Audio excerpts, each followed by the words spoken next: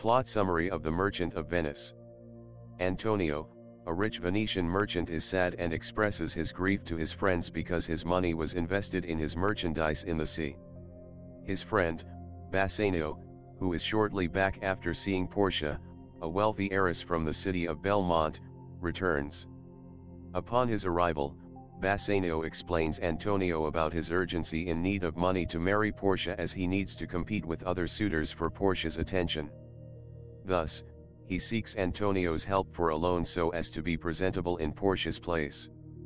Antonio cannot deny and asks Bassanio to go to Shylock, the city's money lender, who is a Jew, and obtain the loan, keeping Antonio as the guarantor, as he is unable to give him because his ships didn't return yet.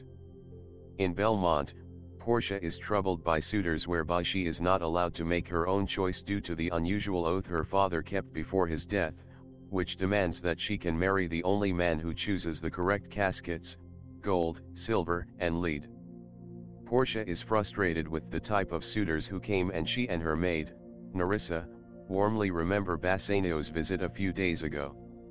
Back in Venice, Antonio and Bassanio negotiates with Shylock for a loan of 3,000 ducats in Antonio's credit. Shylock, having the strong grudge against Antonio, a Christian who has insulted him many a times for lending the money with excessive rates of interest, plans to take revenge on Antonio. So, he accepts them by suggesting interest-free loan. In return, he asks Antonio to sign a bond promising a pound of his own flesh upon the failure to repay it on time. Regardless of Bassanio's warning, Antonio agrees with the hope that his ships will return back before Shylock's due date.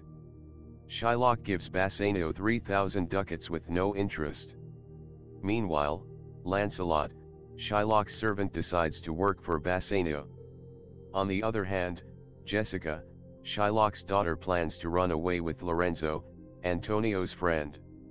That very night, Jessica runs away with Lorenzo with some cash stolen from her father in disguise when the street of Venice was filled with celebrators. Later she converts herself to Christianity. The very next day, Bassanio and his friend Gratiano leave for Belmont to win Portia's hand.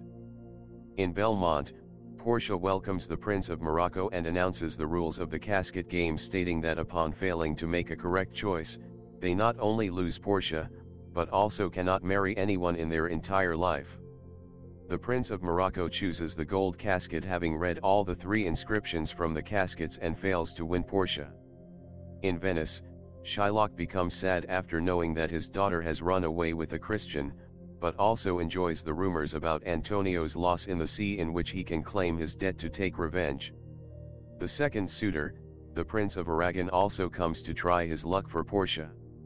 As usual, he reads the inscriptions on all the caskets and fails by picking the silver casket. At Belmont, Bassanio arrives at Portia's house. Since they love each other, Portia requests him to delay in making the choice, but Bassanio goes ahead with his choice and picks the correct lead casket and wins Portia. Both of them rejoice the moment. At that moment, Gratiano declares his love with Nerissa. Both Portia and Nerissa give a ring each to their husband as a sign of their love and decides for a double wedding. They also make them swear to not to part with it under any circumstances. Subsequently, Lorenzo and Jessica bring the news saying that Antonio has lost his ships and Shylock is demanding his bond with the court. They conduct a quick wedding before she sends Bassanio to Venice. Bassanio takes 20 times the debt owed to Shylock with him and goes with Gratiano to save Antonio. Meanwhile, Portia and Nerissa also leaves for Venice to defend Antonio's trial, disguised as a lawyer. In Venice, Shylock rejects Antonio's pleas and drags him to court to take the revenge.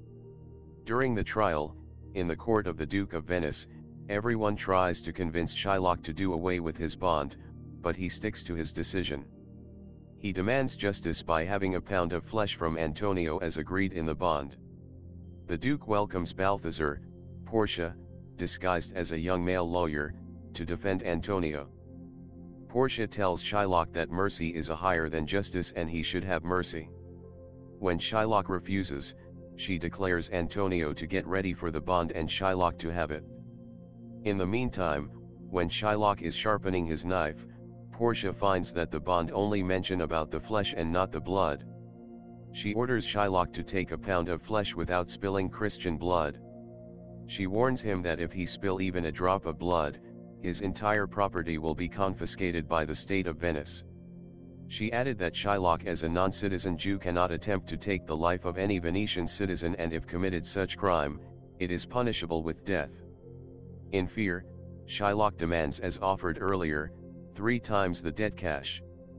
Portia rejects all his demands and asks Shylock to forfeit his entire property for plotting to kill a Venetian citizen. In the meantime, the Duke tells Shylock that he will be forgiven if he becomes Christian and give his fortune to his daughter, Jessica. Shylock agrees and take leave from the courtroom. Bassanio tries to gift the lawyer, Portia, with some amount, but she refuses. When forced to take, she asks for Bassanio's ring, which he refuses to give. Antonio insists him to give, and later he gives his ring despite his promise to not to part with it. Similarly, Gratiano too gives his ring to Nerissa, disguised as Portia's clerk, and all of them departs. Back in Belmont, Portia finds Lorenzo and Jessica declaring their love to one another. The next day, Bassanio and Gratiano reaches Belmont with Antonio, but finds their wife accusing them for giving their rings to other women. Antonio tells he is responsible for it and assures Portia that Bassanio will never do that again. Portia accepts it and gives the same ring to Bassanio. Later, Portia gives the letter from Bellerio and reveals that she and Nerissa were the young lawyer and the clerk who came to Venice. Antonio becomes speechless, whereas Lorenzo and Jessica becomes happy for their inheritance from Shylock. Finally, Portia gives a letter to Antonio that states that his ships have come home safely with cash, makes them all happy. They celebrate their success and remains happy after.